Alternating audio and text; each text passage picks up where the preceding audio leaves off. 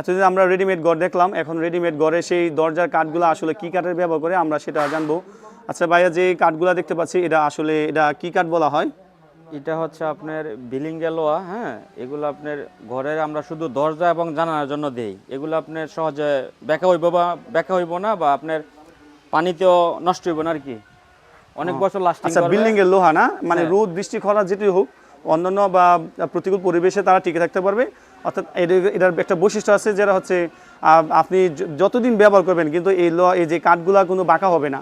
অন্যান্য কাঠগুলো আছে যেগুলো কম দামের বা কম মূল্যের, এগুলা কিন্তু পানিতে লাগলে কিন্তু সেগুলো বাঁকা হয়ে যায়।